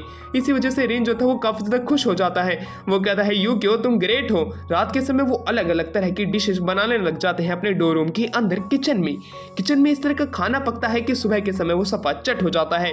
यूकियो के ऊपर वो लात मार देता है। रिन गुस्से में कहता है कि खाना किसने खाया बेवकूफ। रिन कहता है कि तुम ही ने खाया होगा। यूकियो मना कर देता है। इसका मतलब डोर रूम के अंदर ऐसा कोई ना कोई पर्सन है जो कि उनके लिए खाना पकाता है और वही खाना खाता है। इस वजह से वो किचन के अंदर जाते हैं, जहाँ से आवाज आ रही थी कुछ सब्जियों की कटने की। वो जैसे ही जाते हैं वहाँ पे मफिस्टो होता है। मफिस्टो कहता है कि तुम्हारा खाना मैं नहीं खाया था बेवकूफ, तुम्हारी हिम्मत कैसे हुई इस किचन के अंदर मेरी बिना इजाजत लिए बनाने की, तुम्हारे लिए हम इतना अच्छा खाना पकाते हैं। तो दूसरी तरफ अभी जो उनका शेफ है वो अभी छुट्टियों पे गया हुआ है, इसलिए वो बाद में आएगा और उनके लिए खाना पकाएगा। इसी वजह से मफिस्टो ही यहाँ पे खाना पका रहा होता है। अब उनको सजा देने वाला था और उन्हें एक चिकन सूप पिलाता है जो कि रेड रंग का था, जो कि उसी की ही उंगलियों का बना हुआ था। उन्हें पीने के लिए कहता है। वो उसे पीते हैं, उन्हें वो काफी ज्यादा खराब लगता है। इसी वजह से मफिस्टो के ऊपर वो गुस्सा हो जाते हैं। रात के समय रेन सारे के सारे गंदे बर्तन जो होते हैं उन्हें साफ करके एकदम चमका के रख देता है अपनी जीभ से। उसे लगता है मफिस्टो खुश हो जाएगा, पर तभी वो बर्तन कोई स्प्रिट फेंकने लग जाती है। वो स्प्रिट और किसी की नहीं बल्कि इनके बावर्ची की होती है। बावर्ची जो होता है उसी समय यूकियो जो था वो आगे बढ़ने लग जाता है, अपने डोर रूम की तरफ जा रहा था कि तभी उसे कुछ हिलने की आवाज आती है। वो किचन में जाके देखता है कि कैसे बावर्ची और जो रिन थे वो एक दूसरे के साथ में दोस्ती कर लेते हैं खाना पकाने के कंपटीशन के बाद में। इसी दौरान हमें अगले दिन दिखाया जाता है कि कैसे जो हमारी शिमी होती है वो काफ़ी ज़्यादा दुखी होकर आ रही होती है कि उसका कोई भी दोस्त नहीं है। आज वो ज़रूर दोस्त बना के रहेगी क्योंकि स्कूल लाइफ बिना दोस्तों के कैसे चलेगी। वो दो लड़कियों को नोटिस करती है और उनकी तरफ भागती है पर वो नीचे गिर जाती है। उसके गिरने की वजह से वो लड़कियां कहती हैं बेवकूफ़ वापस से आ गई। वो आगे बढ़ने लग जाती हैं। शिमी उनसे दोस्ती करना चाहती थी पर वो उन्हें मना कर देती है कहते हुए कि तुम्हें अपना ध्यान रखना चाहिए। रिन ये सब देख रहा होता है, वो उसे रुकने के लिए कहता है दोस्त बनाने से उन्हें, पर वो मना कर देती है कहते हुए कि तुम अपना मुंह बंद ही रखो। अब उनकी क्लास के अंदर यूकियो उन्हें बताता है कि उनका एग्जाम होने वाला है, उसके बाद ही वो एक एक्सोर्सिस्ट बन सकती हैं। अगर वो एग्जाम पास करते हैं तब उन्हें 6 महीने की एक लंबी छुट्टी भी मिल सकती है। ये बात सुनने के बाद में सभी बच्चे हैरान होते हैं। अब वहीं पे शिमी हमारी यूरिन को बताती है कि इसके अंदर हमें एक दूसरी जगह जाना पड़ेगा, वहाँ पे हमें एक्सोर्सिज्म करना पड़ेगा, उसी के ही बाद हम पास होंगे। यूकियो उन सभी को जल्द से जल्द तैयार होने के लिए कह देता है। तो दूसरी तरफ उन्हें एक फॉर्म देता है जिसके अंदर उन्हें भरना था कि वो क्या प्रोफेशन चूज करना चाहते हैं। रिन को नहीं पता था इसलिए वो रियूजी और उसके साथियों के पास जाके ये चीज पूछता है जिसपे वो बताते हैं कि तुम किस चीज में सबसे बढ़िया माहिर हो, तुम्हें वो चीज सुननी चाहिए। इसके अंदर काफी सारे प्रोफेशन है, तुम सबसे अच्छे स्वॉर्ड में हो तो तुम्हें स्वॉर्ड्समैनशिप यानी कि एक नाइट का प्रोफेशन चुनना चाहिए, जिस पे रिन भी मान जाता है। रिन को नए दोस्त बनाते हुए देख के शिमी उससे काफी ज्यादा जेलस फील कर रही होती है। वो भी दोस्त बनाना चाहती है और वो अब टेमिंग वाला प्रोफेशन चुन रही है। अब हमें दूसरी क्लास में दिखाया जाता है कि कैसे एक टीचर जो होते हैं वो बच्चों को एक बीस्ट समन करना सिखा रहे होते हैं। सबसे पहले एक फॉर्मेशन बनानी है और उसमें अपना ब्लड डाल देना है और तुम्हारी ही पावर के जितना एक और स्पिरिट वहाँ पे आ जाएगा। पर उस स्पिरिट को इनवाइट करते समय तुम्हें 2 चीज़ों का वापस से ध्यान रखना पड़ेगा, जिसके अंदर तुम्हारा मेंटल ब्रेन इतना ताकतवर होना चाहिए जो कि उसे कंट्रोल कर सके, और दूसरा कि तुम्हें अपने मेंटल ब्रेन को वीक नहीं रखना है वरना ये तुम्ही पे अटैक कर देंगे। ये बात सुन के सभी बच्चे हैरान थे। वो टीचर साथ में ये भी बताते हैं कि बीस्ट को समन सिर्फ कुछ ही बच्चे कर सकते हैं, सबके पास ये टैलेंट नहीं होता है। तो दूसरी तरफ इज़ूमी जो होती है वो एक बीस्ट को समन करने की कोशिश करती है और वो उसमें कामयाब हो जाती है। इज़ूमी ने 2 ट्विन फॉक्स को समन किया था जो कि देखने में खूबसूरत लग रही होती हैं। अब शिमी जो होती है वो भी ट्राई करती है। काफ़ी बच्चों की तो स्पिरिट बीस्ट ही बाहर नहीं आती है, पर जब इज़ूमी ट्राई करती है तब उसका आ जाता है। शिमी के पास में ग्रीन कलर की स्पिरिट होती है। ये देख के टीचर काफ़ी ज़्यादा हैरान होते हैं और दूसरी तरफ वो इज़ूमी को शिमी कहती है कि क्या मैं तुम्हारी दोस्त बन सकती हूँ, जिसपे वो मना कर देती है क्योंकि उसका जो स्पिरिट है वो काफ़ी ज़्यादा अगली लग रहा होता है उसके स्टैंडर्ड से। लास्ट में टीचर ने सबसे ज़्यादा इंपॉर्टेंट चीज़ बताते हैं, जब कभी तुम स्पिरिट को समन कर लो और उसके बाद तुम उन्हें असली दुनिया में भेजना चाहते हो उन्हीं की, तब तुम्हें वो पर्ची फाड़ देनी है जो कि पर्ची मैंने तुम्हें दी थी। उसी के ही बाद तुम उन बीस्ट को उनकी असली दुनिया में भेज सकते हो। उसके बाद वो वहाँ से चले जाती हैं। तो दूसरी तरफ हमें दिखाया जाता है कि कैसे शिमी जो होती है वो इज़ूमी से दोस्ती करना चाहती थी। उसकी दोस्त पाकू भी उन्हीं के साथ थी। अब इज़ूमी का दिमाग खराब हो जाता है। वो पूछती तुम क्या चाहती हो, जिसपे शिमी कहती है कि मैं तो बस तुम्हारी दोस्त बनना चाहती हूँ, तुम खूबसूरत हो, तुम बैडी हो। ये बात सुन के वो और भी ज़्यादा अपने स्टैंडर्ड को हाई कर लेती है। अब उसे अपना जानवर बना लेती है, एक पालतू। उसे वो हर एक काम देती थी जो कि वो नहीं करना चाहती थी, यानी कि बैग से लेके उसे शैम्पू मंगाना, उससे अपना खाना मंगवाना, इस तरह के काम जो कि एक एरेंड बॉय करता है। ये देख के हमारे रिन को काफ़ी ज़्यादा उसके ऊपर गुस्सा भी आ रहा होता है, पर शिमी खुद से ही वो काम करना चाहती थी। अब एक दिन रिन जो होता है वो सोचता है कि मुझे शायद से शिमी को रोक देना चाहिए। अब वो अपनी वेकेशन पे आते हैं जहाँ पे कि उनका टेस्ट होना था। वो एक डॉर्मेट्री में रुकने आए थे, जिसे कि हॉस्टल भी कहा जा सकता है। वो देख पा रहे होते कि हॉस्टल काफ़ी ज़्यादा हॉन्टेड होता है। उनसे कुछ फॉर्म फिल कराए जाते हैं। उस तरह इज़ूमी जो होती है वो नहाने के लिए जा रही थी। शिमी भी उनके साथ चलने लग जाती है, पर वो शिमी को रोक के कहती है सबसे पहले तुम मेरे लिए एक शैम्पू लेके आओ। ये बात सुन के शिमी को काफ़ी ज़्यादा बुरा तो लगता है, पर वो मना नहीं कर सकती थी। पर उसी दौरान रिन वहाँ पे आके उसे बोलता है कि वो सिर्फ तुमसे अपना काम करवा रही है, तुम्हें वो काम नहीं करने चाहिए। पर शिमी उसके ऊपर गुस्से में कह देती है कि तुम तो मेरे दोस्त नहीं हो, और ये बाकी के लोग जब मेरे दोस्त बनना चाहते तो तुम बीच में क्यों आ रहे हो। पर तभी हमें वॉशरूम के अंदर से चिल्लाने की आवाज़ आती है। जैसे ही वो लोग ये आवाज़ सुनते हैं तो वो भाग के पीछे की तरफ जाने लग जाते हैं, कहीं कुछ हुआ तो नहीं है। वहाँ पे 2 हेड का डीमन आ जाता है जो कि पाकू को इंजर्ड कर चुका था। तो दूसरी तरफ इज़ूमी जो होती है वो अपनी बीस्ट को समन करके उससे फाइट करने के लिए कहती है, पर उसका मेंटल ब्रेन इतना ज़्यादा ताकतवर नहीं था उस सिचुएशन में, इसलिए वो जो उसके स्पिरिट बीस्ट होते हैं वो उसी पे ही अटैक कर देते हैं। वो जैसे उस पर अटैक करते हैं बीच में वहाँ पे रिन आ जाता है और उसे बचा लेता है। रिन उसे पीछे हट जाने के लिए कहता है वरना वो मारी जा सकती है। वो अपने स्पिरिट को बैक कर लेती है और अब उस डीमन से फाइट करने के लिए रिन खुद आगे जाने की कोशिश करता है, पर उसमें साथ देती है शिमी। शिमी पाकू को इंजर्ड देख के उसे हील करने के लिए जाती है। तो दूसरी दूसरी तरफ रिन उस बीस्ट को पीछे करने लग जाता है, पर रिन को वो बीस्ट जो होता है पीछे की तरफ फेंक देता है। और वहीं दूसरी तरफ शिमी उसे हील करती है अपनी स्पिरिट की मदद से।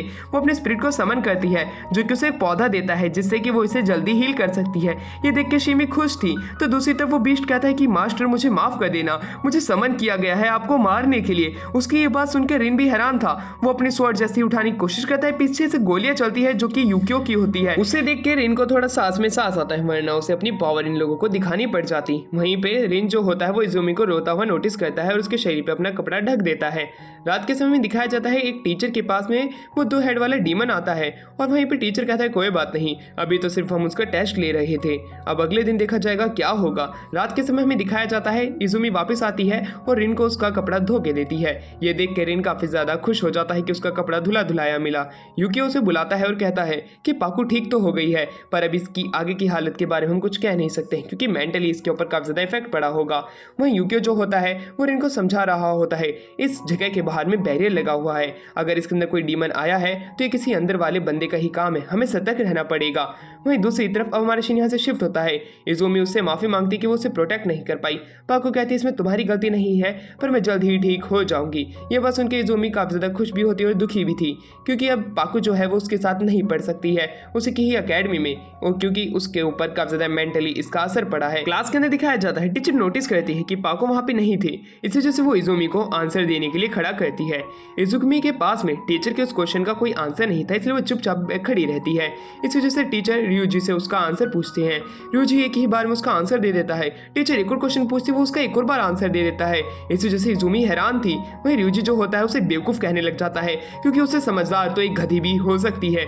उसकी इस तरह की बात काफी ज्यादा दर्दनाक थी हमारी इजुमी के लिए, इसलिए इजुमी उसे एक चाटा मारने के लिए आगे बढ़ती है। रियूजी भी सामने आ जाता है, पर हमारी इजुमी का जो चाटा था वो गलती से किसी और के लग जाता है, जैसे कि रिन के जैसे ही वो चाटा लगता है रिन को काफी ज्यादा गुस्सा आ जाता है और वो कहता है कि तुम दोनों की लड़ाई के अंदर मैं क्यों पिस रहा हूँ। तभी वहाँ यूकियो की एंट्री होती है। यूकियो उन सभी को पनिशमेंट देने की बात करने लग जाता है क्योंकि वो एक दूसरे से समय समय पे लड़ाई करते रहते हैं। रात के समय उनके हॉन्टेड हॉस्टल के अंदर वो एक कमरे में बैठे हुए थे। उन सभी के घुटनों के ऊपर अलग अलग तरह के पत्थर रखे हुए थे क्योंकि ये उन्हें सजा दी गई थी यूकियो के द्वारा। यूकियो कहता है कि तुम्हें हर बार लड़ाई नहीं करनी चाहिए, तुम एक टीम के अंदर हो, अगर तुम एक एक्सॉर्सिज्म में भेजा गया तब तो तुम ऐसे ही लड़ाई करके ही मारे जाओगे। वो कहता है कि मुझे कहीं बाहर भी जाना है, इसलिए मैं चाहता हूँ कि तुम एक दूसरे से बिल्कुल भी लड़ाई ना करो जिससे कि यहाँ की सिचुएशन नॉर्मल रहे और कोई मुसीबत खड़ी ना हो। रियूजी तो उससे वापस से बहस करने लग जाता है, पर रियूजी कहता है कि रियूजी मुझे तुम पे भरोसा है, तुम ऐसा नहीं करोगी। ये कह के वो वहाँ से चला जाता है। बच्चे वापस में एक दूसरे से वापस से टक्कर लेने लग जाते हैं। बात करते हुए उन सभी को एक दूसरे के ऊपर गुस्सा आ रहा था क्योंकि उन्हें पनिशमेंट इजुमी और रियूजी की वजह से मिली थी, पर लाइट चली जाती है। अब एक लड़का जो था वो खुद को समझदार समझता है और वो आगे जाके देखने जाता है। वो जैसे ये गेट को ओपन करता है, उस गेट के बाहर जो होता है एक डीमन खड़ा था। वो उस डीमन को देख नहीं पाता अच्छे से, इसलिए वो कहता है बाहर कुछ भी नहीं है, पर तभी एक अटैक आता है जो कि उसके बगल से निकलता है। ये देखने के बाद वो लड़का काफी ज्यादा डर जाता है। वो सभी बच्चे डरे हुए थे कि अब आखिरकार वो उस डीमन से कैसे फाइट करेंगे कि इसी बीच में शिमी जो होती है वो अपने स्पिरिट का इस्तेमाल करती है। स्पिरिट का इस्तेमाल करते हुए वो काफी सारी रूट से उसे बांध देती है, पर उस डीमन के वहां पे आते ही उसने अपना लिक्विड जो है इस रूम में बिखेर दिया होता है। उस लिक्विड की वजह से वहां का जितना भी एटमॉस्फेयर है वो काफी ज्यादा खराब हो रहा था, वो एक पॉइजन की तरह काम कर रहा होता है। दूसरी तरफ वो डीमन ने खुद को अपने आप को 2 हिस्सों में बांट लिया होता है, तो इसका मतलब कि अब उनका मरना यहाँ पे निश्चित है। वहीं दूसरी तरफ हमारा रिन जो होता है उसके एक दूसरे हिस्से से फाइट करने के लिए आगे चला जाता है और सभी को पीछे रहने के लिए कहता है। वो जैसे ही आगे जाता है वो एक डीमन को अपने पीछे भगा लेता है और दूसरी तरफ जाने लग जाता है। सभी बच्चे ये कहने लग जाते हैं कि अब हमें क्या करना चाहिए, पर उनमें से एक बच्चा कहता है यानी कि रियूजी कि हम इनसे फाइट करेंगे। रिन तो उस डीमन से बच के भाग रहा होता है इलेक्ट्रिसिटी रूम की तरफ जाने के लिए। वहीं दूसरा डीमन जो है वो रूट्स को तोड़ रहा होता है बड़ी तेजी से। रियूजी कहता है कि हमें इससे फाइट करनी पड़ेगी। इजुमी तो कह रही होती है कि हमें तो यहाँ से भाग जाना चाहिए, वरना ये डीमन हम सभी को खत्म कर देगा। छोटा राजू कहता है कि रियूजी मैं तुम्हारा साथ दूंगा, मैं भी हनुमान चालीसा पढ़ूंगा। वहीं इजुमी वापस से उन्हें कहती है कि भाग चलो, हमें यहाँ पे रुकेंगे तो मारे जाएंगे। पर यूजी और राजू तो बात करने लग जाते हैं और अब वो हनुमान चालीसा पढ़ते हैं। तीसरा बंदा उन्हें प्रोटेक्ट करता है। रेन जो था वो इलेक्ट्रिसिटी रूम में आता है और इलेक्ट्रिसिटी जैसे ही वो ऑन करने वाला था, डीमन उसके ऊपर अटैक करता है और उसे पीछे फेंक देता है। दोनों के बीच में फाइट शुरू हो जाती है, जहाँ पे रेन के पास में अब अपनी पावर का इस्तेमाल करने के अलावा कोई और चारा नहीं बचता है, क्योंकि वो उसके अटैक को डॉज बिल्कुल भी नहीं कर पा रहा होता है। वो डीमन उसके ऊपर अटैक करने के लिए आगे बढ़ता है कि इतनी देर में वो अपनी ब्लू फ्लेम बाहर निकाल लेता है। उसकी ब्लू फ्लेम देख के वो डीमन घबरा जाता है कि तभी वहां पे टीचर आके कहता है, तो तुम ही हो सैटर्न के बेटे, आज मैं तुम्हें खत्म कर दूंगा। उसकी ये बात सुन के अब रिन को काफी ज्यादा गुस्सा आ जाता है, क्योंकि कुछ बच्चों की मौत इसी की ही वजह से होने वाली थी। वो कहता है कि बेटे आज तू नहीं बचने वाला है मेरी स्वॉर्ड से। वो अपने स्वॉर्ड से उस डीमन को खत्म कर देता है और वो उसके ऊपर अटैक करने के लिए आगे बढ़ने लग जाता है, ये कहते हुए कि तुम आज नहीं बचोगे। पर वो टीचर वहां से निकल जाता है। अब रिन बड़ी तेजी से भाग के अपने ही दोस्तों के पास जाने लग जाता है, जहां पे कि वो उस डीमन को रोकने की कोशिश कर रहे होते हैं। शीमी बेहोश हो जाती है और रूट्स गायब हो जाती है। उसके एक साथी को वो डीमन दूर फेंक देता है। शीमी कहती है, इजुमी मैंने तुम्हें बचाने की कोशिश की पर मैं इसमें नाकामयाब रही। उसकी ये बात सुन के इजुमी को और भी ज्यादा गुस्सा आ जाता है। उसने पहले ही अपनी क्लासमेट पाकू फ्रेंड को खो दिया होता है, अब वो अपने बाकी दोस्तों को नहीं खो सकती थी। वो उन स्पिरिट को बाहर निकालती है और वो उन्हें कहती है, बेवकूफ तुम्हें उसके ऊपर अटैक करना है ना कि मेरे ऊपर। उनका एक साथी दूर फेंक जाता है। इसी वजह से इजुमी उन्हें उसके ऊपर अटैक करने का ऑर्डर देती है, वरना वो दोनों ही खत्म हो जाएंगे अगली बार में। अब वो जो स्पिरिट्स होती हैं वो उसके ऊपर अटैक करने के लिए आगे बढ़ती हैं, पर वो डीमन जो होता है वो उन दोनों स्पिरिट्स को हरा देता है। पर उस स्पिरिट की मदद से उन्होंने अच्छा खासा टाइम बाय कर लिया था। वहीं ryuji जो होता है वो अपनी हनुमान चालीसा पूरी कर चुका था। लाइट के आ जाने की वजह से वो मॉन्स्टर थोड़ा कमजोर पड़ जाता है। ryuji का मंत्र पूरा होता है और वो जो डीमन होता है वो वापस अपनी दुनिया में चला जाता है। वो जीत चुके थे पर मौत को इतने नजदीक देख के वो हैरान थे। वहीं पर रिन कहता है, मैंने तो अपने डीमन को मार दिया है। ये बात सुनकर ryuji उस पे अटैक करता है और वो उसे कहता है, बेवकूफ अगली बार से तुम इस तरह नहीं जाओगे, तुम्हारी जान कितनी ज्यादा खतरे में थी ये तुम्हें पता भी है। कि तभी इजुमी शीमी को उठाती है और उसे शुक्रिया अदा करती है कि उसने उसकी जान बचा ली, इसलिए वो उसे माफ कर देना चाहती है। वहीं पे यूकियो आता है। यूकियो कहता है, तो अच्छा तो तुम सभी आ गए। कि तभी उसके पीछे वही टीचर आता है जिसने कि रिन के ऊपर हमला किया था। रिन कहता है, ये धोखेबाज है, इसने मुझ पे अटैक किया है। कि तभी उसके पीछे से वहाँ पे प्रिंसिपल आके लात मारता है और वो कहता है, बच्चों तो तुम्हारा टेस्ट कैसा गया? ये सिर्फ टेस्ट था। अलग अलग जगह से टीचर्स आने लग जाते हैं और वो कहते हैं कि तुम बच्चे पास कर गए, अगर मुसीबत यहाँ से बाहर निकलती तब हम बाहर आके इन सभी को रोक लेते, पर हम ये देख के खुश हैं कि तुमने एक अच्छे से इस टेस्ट को पास किया, इस वजह से तुम्हें पास घोषित किया जाता है। अपनी छुट्टियां अच्छे से बनाना। वहीं अब हमें दिखाया जाता है उनके डोरों में, जहाँ पे वो सभी बात करने लग जाते हैं कि कैसे रिन ने अकेले ही एक डीमन को मार दिया होता है। सभी लोगों को उसके ऊपर शक होने लग जाता है कि आखिरकार ये है कौन, ये आखिरकार इसने कैसे एक डीमन को खत्म कर दिया। शीमी जो होती है रिन को शुक्रिया कहती है। वहीं सभी बच्चे उससे माफी मांगने लग जाते हैं क्योंकि उन्होंने उसके साथ शुरुआत से अच्छे से बिहेव नहीं किया और उसी ने ही उन्हें बचाया था। वहीं रिन जो होता है वो कहता है, मैंने भी तो एक डीमन को मारा है, मेरी भी तो तारीफ करो। कोई भी उसकी तारीफ नहीं करता। वहीं हमें दिखाया जाता है यूकियो जो होता है सर से कहता है कि सर तुमने मेरे भाई के ऊपर अटैक क्यों किया, जिसके ऊपर वो कहता है कि वो सैटर्न का बेटा है, मैं उसे जानबूझ के नहीं मारना चाहता हूँ, तुम चिंता मत करो, अभी भी उसके पास टाइम है, वो थोड़े और समय तक जिंदा रह सकता है। यूकियो जानना चाहता था कि हकीकत में कि उसका आखिरकार प्लान क्या है, जिस पर वो कहता है कि मुझे प्रिंसिपल ने कहा था उनकी असली पावर जांचने के लिए, इसलिए मैंने उसके ऊपर जानलेवा हमला किया था, अगर मुझे उसे मारना होता तो मैं उसे कब का मार चुका होता। यूकियो जो होता है ये बात समझ जाता है, पर वो अपनी ही अंदर अंदर सोच रहा होता है दाल में कुछ ना कुछ काला है। और इसी दौरान यूकियो जो होता है वहां से निकल जाता है। वो शीमी के पास जाता है और कहता है, मुझे तुम्हारे भविष्य के बारे में बात करनी है। शीमी को तो ये लग रहा होता है शायद से यूकियो जो है अपने भाई का रिश्ता मेरे लिए लेके आया है, पर ऐसा कुछ भी नहीं होता। यूकियो जो होता है वो कहने लग जाता है, मैं जानना चाहता हूँ कि तुम सच में एक्सोर्सिस्ट बनना भी चाहती हो या नहीं, क्योंकि तुम्हारी स्पिरिट काफी ज्यादा कमजोर है, अगर तुम आगे एक्सोर्सिस्ट बनती हो तो तुम्हारी जान काफी ज्यादा खतरे में भी रह सकती है। ये बात वो उससे ही खुद ही जानना चाहता था, इसलिए वो शीमी से उसका आंसर पूछता है, जिसपे शीमी बताती है कि वो मदद करना चाहती है सभी लोगों की, कैसे ना कैसे करके पर वो लोगों की मदद करेगी। ये बात सुनकर यूकियो काफी ज्यादा खुश होता है उसके लिए, पर उसे तभी एक टीचर की बात याद आती है, जहाँ पे कि टीचर ने कहा था कि वो तुम्हारे भाई की कभी भी जान ले सकता है, इसलिए वो वहां से भाग निकलता है अपने भाई को बचाने के लिए। और दूसरी तरफ हमें दिखाया जाता है कि कैसे टीचर जो होता है वो रिन के ऊपर अटैक करता है, पर रिन की जगह उसके भाई यूकियो ने उसके बिस्तर के ऊपर तकिए रख दिए थे और उसके पीछे अब यूकियो बाहर निकल के आता है और वो कहता है कि तुम मेरे भाई को क्यों मारना चाहते हो। वो टीचर वहां से भागने की कोशिश करता है। दूसरी तरफ शिमी जो होती है रिन को उठाती है। उन्हें गोलियों की आवाज़ सुनाई पड़ती है जो कि दूसरे कमरे से आ रही होती है और रिन भी उसका पीछा करता है। दूसरी तरफ टीचर अपने हाथ से काफ़ी सारी डीमंस हैंड निकालता है उसके ऊपर अटैक करने के लिए। अब वो छत के ऊपर आ चुके थे जहाँ पे कि यूकी उसे रुकने के लिए कहता है। वो उससे जानना चाहता था कि वो रिन को क्यों मारना चाहता है। उसी दौरान वो अपने अलग अलग डीमंस को समन करने लग जाता है। सबसे पहले डीमन हैंड को, पर वो उसको रोक लेता है। डीमन हैंड्स को तो वो आसानी से रोक पा रहा होता है अपने होली वाटर की मदद से। अब वो एक बड़े से डीमन को वापस से समन करता है और काफ़ी ज़्यादा खून अपना वहाँ पे गिरा देता है। एक बहुत बड़ा डीमन वहाँ पे बाहर निकल के आता है जो कि देखने में काफ़ी शक्तिशाली था। उसके ऊपर यूकियो जो होता है बार बार अटैक करने की कोशिश करता है, पर वो अपने अटैक से बार बार हील हो जा रहा था और एक बड़ा सा हाथ जैसा टेंटिकल आता है और वो यूकियो को बाहर फेंक देता है। अपने भाई को इस तरह मरता हुआ देख के बीच में हमारा रिन आ जाता है और अपनी स्वॉर्ड से वो उसे खत्म कर देता है। उसी दौरान टीचर जो होता है उसके ऊपर होली वाटर फेंकते हुए कहता है, तुम इंसान की तरह बिहेव कर सकते हो पर तुम रहोगे एक डीमन ही। तभी वो जो डीमन था वो रिन को मारने ही वाला था कि तभी उसका भाई उस फॉर्मेशन को मिटा देता है जिससे कि वो डीमन वापस से अपनी दुनिया में चला जाता है। अब वो उस टीचर को पकड़ लेते हैं। वो टीचर से पूछते हैं कि आखिरकार तुम रिन को क्यों मारना चाहते हो, जिसके ऊपर वो अपने एक आई पैच हटाते हुए कहता है कि मैं वो रॉयल ब्लू नाइट वाली ही टीम में था जहाँ पे कि काफ़ी सारे प्रीस्ट मारे गए थे। मैं सैटर्न से बदला लेना चाहता हूँ जिसने कि मेरी फैमिली को और मेरी आँख को खोया है। मैं सैटर्न के बेटे से बदला लेकर रहूँगा चाहे कुछ भी हो जाए। वो उसे मारने के लिए एक स्पीयर भी बाहर निकालता है और वो उसके कान की तरफ घुसेड़ देता है, पर तब भी रिन के ऊपर कुछ असर नहीं होता है और वो अपनी स्वॉर्ड को वापस से पैक कर लेता है ये कहते हुए कि मैं एक इंसान हूँ, मैं सैटर्न के साथ में नहीं हूँ। तो टीचर दुखी होकर वहाँ से जाते हुए कहता है, तुम्हारे पीछे और भी लोग हैं, वो तुम्हें ज़रूर खत्म कर देंगे, मुझे अपनी एनर्जी वेस्ट नहीं करनी चाहिए। रिन की इंजरी हील हो जाती है तो दूसरी तरफ शिमी आती है और वो उसे इस तरह इंजर्ड देख के काफ़ी ज़्यादा उसके लिए दुखी हो जाती है। उसे बैठने को कहते हैं जिससे कि वो उसे जल्द से जल्द हील कर सके, जैसे कि कोई क्यूट बैडी हो, और वो उसे हील करने लग जाती है। उसी दौरान काफ़ी सारा समय बीतता जाता है। टीचर्स को रिपोर्ट मिलती है। प्रिंसिपल उनसे माफ़ी मांगता है जो कुछ भी उससे गलती हुई थी, पर उन्हें पार्टी देने के लिए तैयार हो जाता है। एक लंबी वेकेशन के टूर के लिए वो उन्हें खुद से ही पैसे देने की बात करता है। यूकी उससे पूछता है कि आखिरकार उसने उसके ऊपर अटैक क्यों किया था, तुम ही तो इसके पीछे नहीं हो। पर मफीटो जो होता है उससे माफ़ी मांगता है और अगली बार ऐसी गलती ना होने का उसे पूरा आश्वासन देता है। उसके भाई की जान को खतरा नहीं होगा। तो दूसरी तरफ वो एक जगह कॉल लगा देता है और वो कॉल सीधा हेल की तरफ रखती है और वो कहता है तुम्हें आ जाना चाहिए, समय होने वाला है।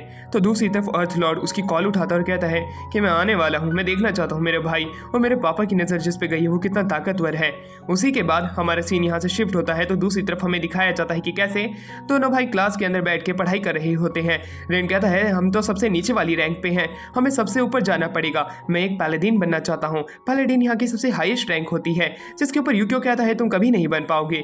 जिस प्रकार से तुम कमज़ोर हो, जिस प्रकार से तुम अपनी डीमनिक पावर का इस्तेमाल करते हो, वो डिमोनिक पावर तुम पे पोजेशन कर लेगी और तुम एक दिन इसी तरह ही मारे जाओगे। वो उसे मना करता है अपनी स्वॉर्ड का इस्तेमाल करने से, उसे समझाने की कोशिश करता है, पर रिन को लग रहा होता है कि उसका भाई लेक्चर दे रहा है, जैसे कि हमें लगता है जब हमारे बड़े भाई पढ़ने के लिए कहते हैं।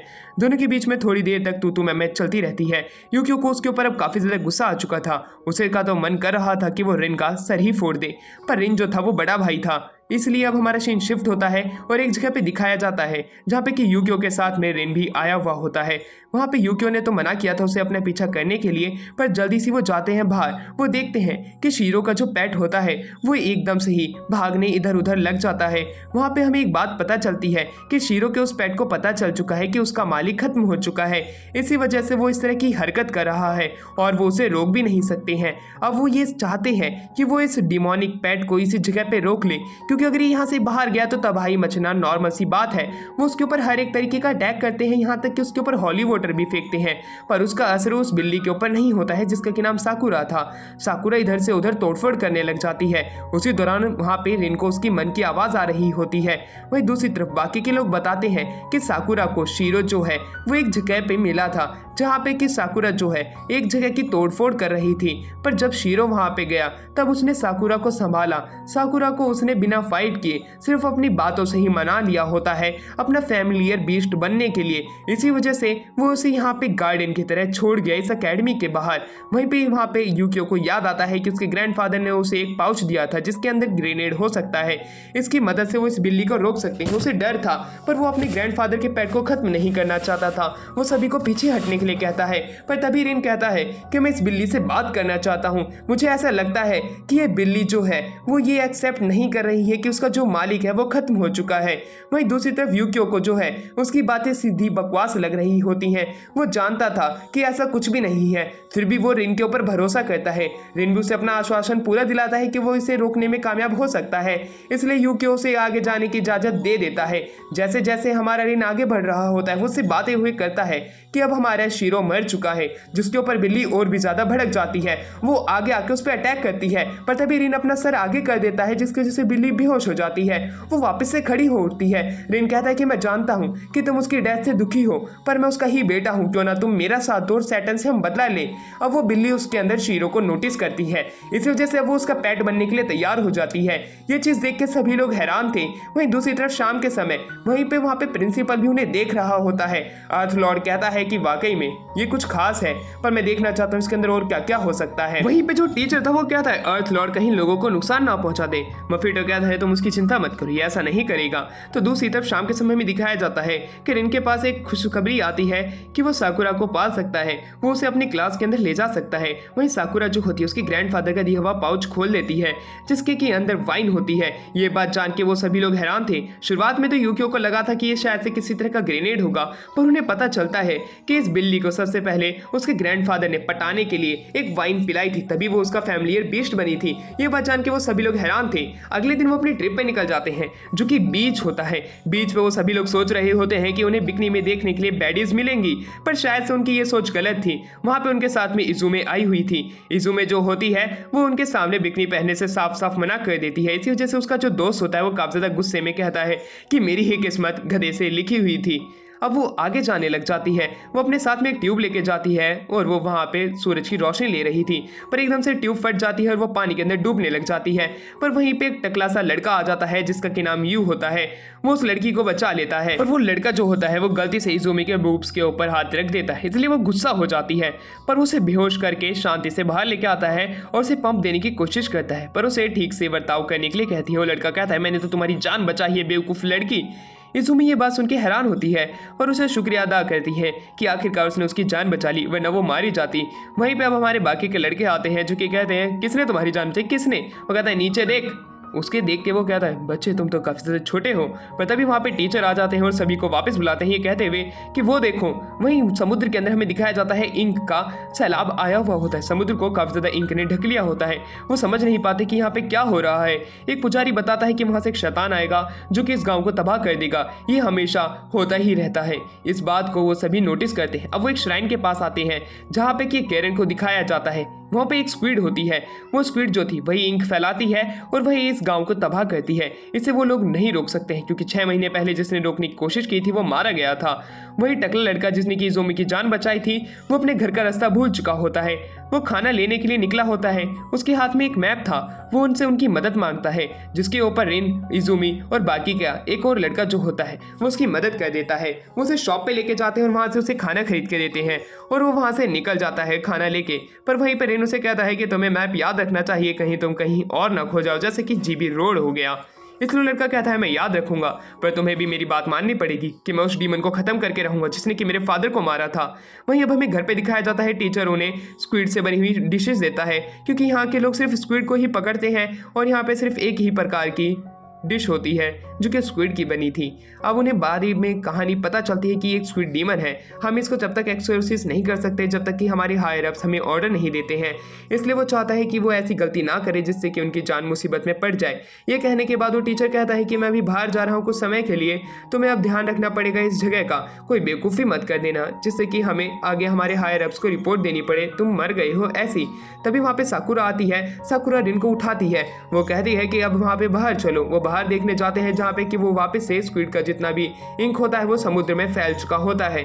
इस बार वो इंक कहीं और फैला था। इजुमी जो होती है वहाँ से भाग के जाती है क्योंकि उसने वहाँ पे टकले को नोटिस किया होता है।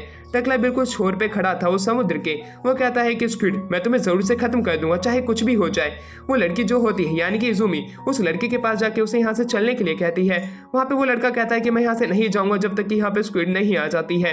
मैं उसे खत्म करके रहूँगा चाहे कुछ भी हो जाए। उसने मेरे फादर को मारा था। इज़ुमी उसे कहती है कि तुम अभी इतने ताकतवर नहीं हो कि तुम इसे खत्म कर सको, पर वो लड़का कहता है कि मैंने काफ़ी सारे लोगों की मोटिवेशनल वीडियो देखी है, मैं एंड्रू टेट का लड़का हूँ, मैं उसे ज़रूर खत्म करके रहूँगा। इज़ुमी कहती है कि तुम मेरी तरह बनो एक इंडिपेंडेंट वुमेन, जिस पर वो कहता है मैं एक लड़का हूँ पर मैंने तुम्हारी जान बचाई थी, तो मेरा शुक्रिया अदा हमेशा करता रहना चाहिए, वरना तुम्हें मुझसे शादी कर लेनी चाहिए क्योंकि मैं इस डीमन को मार के ताकतवर बनूंगा। अब वो वहां से भाग जाता है।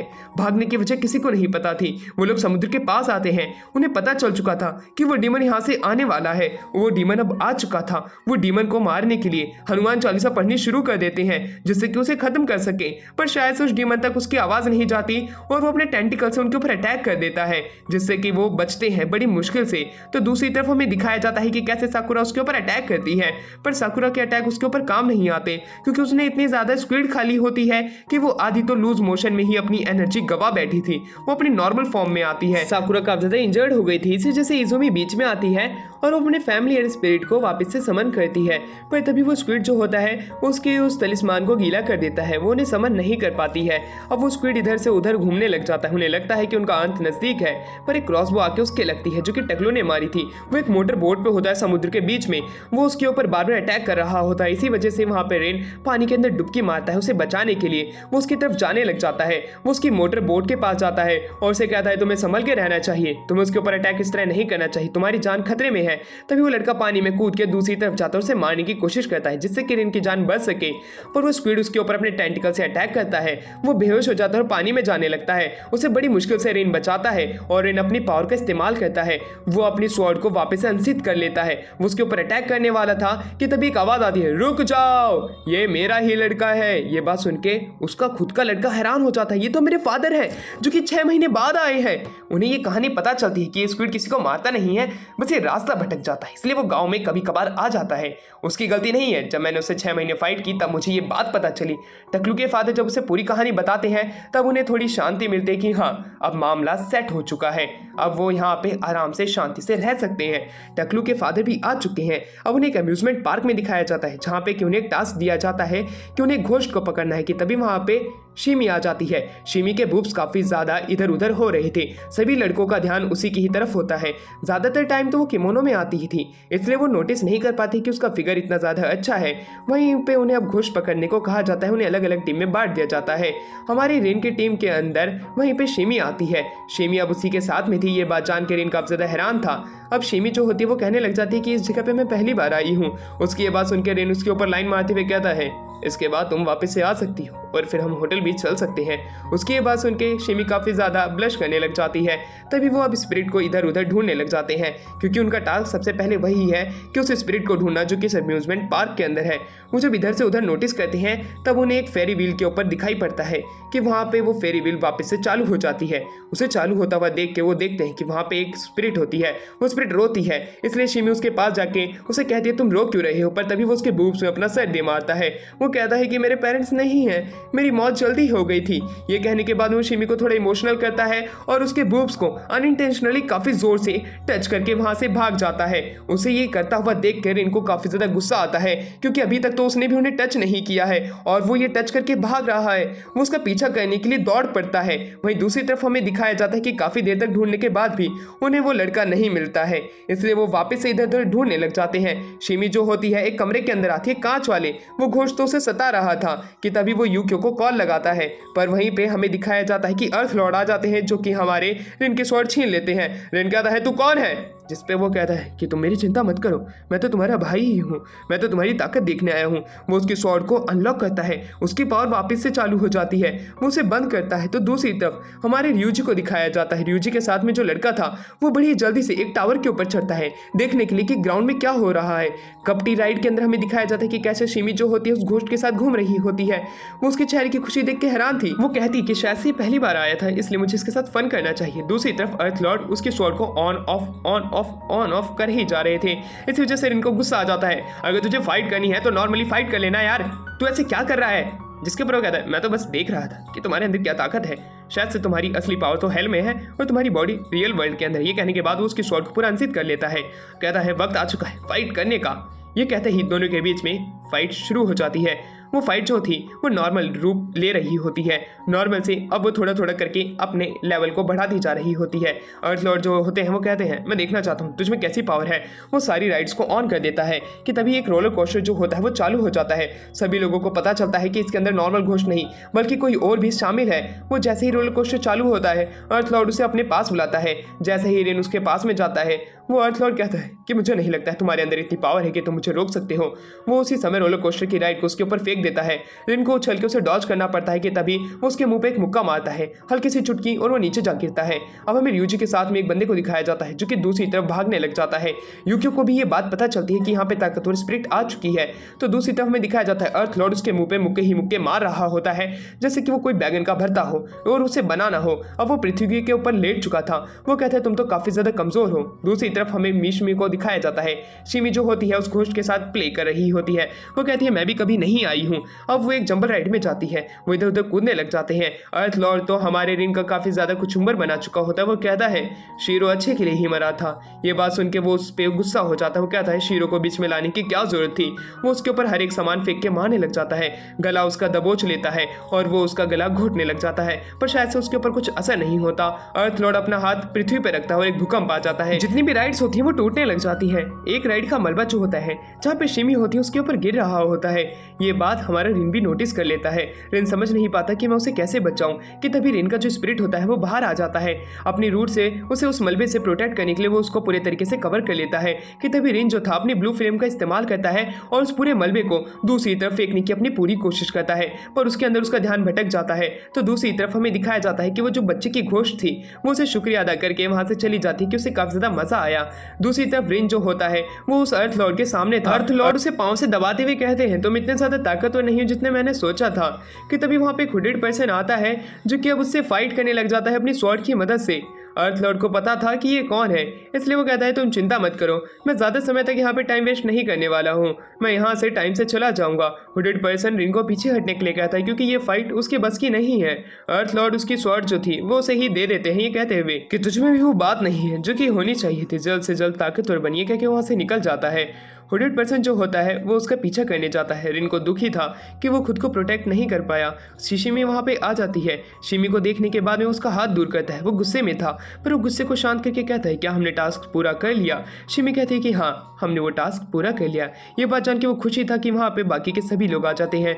हुडेड पर्सन अपना चेहरा दिखाता है और वो शीरो का एक स्टूडेंट होता है। वो उसे देखते हैं कि वो कोई लड़का नहीं बल्कि एक लड़की होता है जिसके पास में बड़े बड़े प्लॉट्स होते हैं। वो देखने के बाद में वो हैरान थे। वो खुद को यामारा कहती है। यामारा वहाँ पे आके कहती है तुम तो सैटर्न के बेटे हो, तुम यहाँ पे क्या कर रहे हो, तुम्हें मेरे साथ में चलना पड़ेगा, मुझे काफ़ी सारी चीज़ें हैं जो कि तुमसे पूछनी है, यानी कि एक तरह का इंटेरोगेशन। वो उसे अपने हाथ में पकड़ती है और उसे अपने प्लॉट से टच कराते हुए जाने लग जाती है।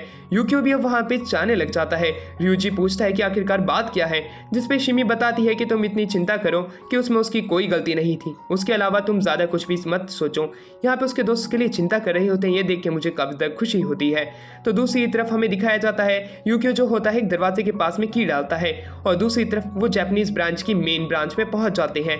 वो लोग बताते हैं कि हम हज़ारों सालों से पृथ्वी की रक्षा कर रहे हैं, हमारा जो मेन बेस है वो यहाँ पे नहीं बल्कि वेटिकन सिटी के अंदर है।